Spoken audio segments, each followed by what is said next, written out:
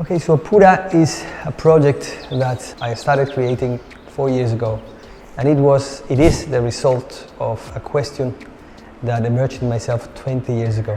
When I finished studying architecture, I realized that a lot of the practice, a lot of what we were doing was completely disconnected from humans, from what we really need, and it was also completely disconnected from nature, from the natural environment.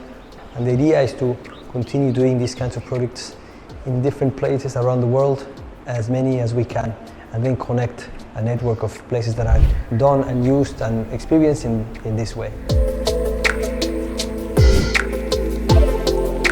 Okay, so Pura, the name Pura came from an exploration of a very creative mind together with us. And we wanted to find a name that really concentrated what we're doing, which is basically purifying ourselves, purifying the land, purifying the architecture and the procedures that we do, the relationships with the people, and there's so many creative people that are contributing to this project. So I think that the name is pure in itself also.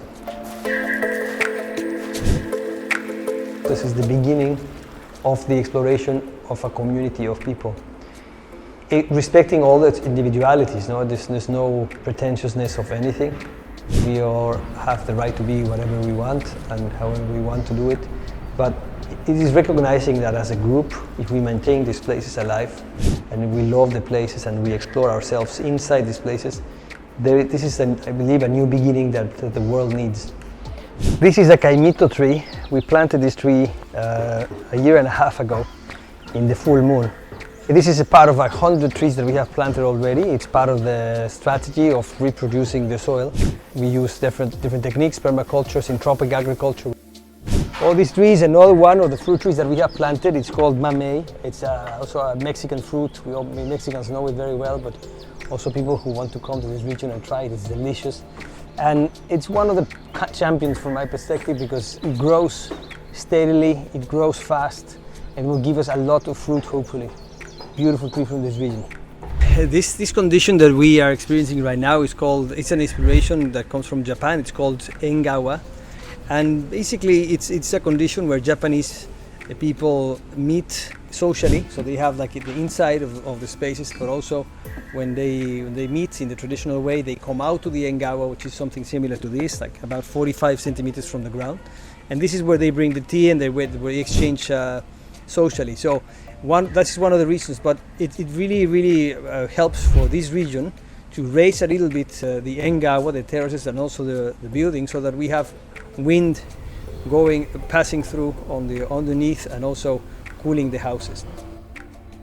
At the same time, I would say at the same time it becomes a kind of a room, an outside room. It's a terrace, it's a corridor. The size of the terrace is designed in such a way that you can actually stay and lounge in different parts of the engawa and also discover organically where is the best place to be depending on the moment of the day. The sun comes out there, then it sets on this side, so it becomes a kind of an outside space to be and to enjoy different moments, different parts of the year.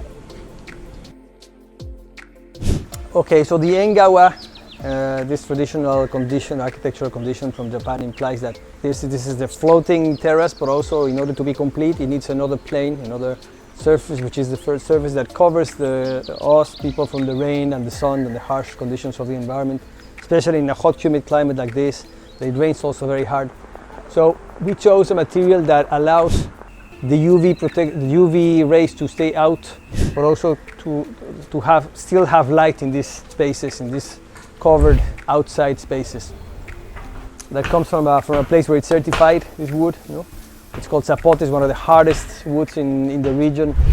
It's also traditional from the Mayans. They take the gum, chewing gum, out of this wood, and it's almost like concrete. It's really solid, and it's cut in a very responsible way. It was transformed. It was put in a kiln so that it took the humidity out. So the whole process was really careful in order to have this wood, all the wood that you see, so that it can last for probably decades or even over 100 years.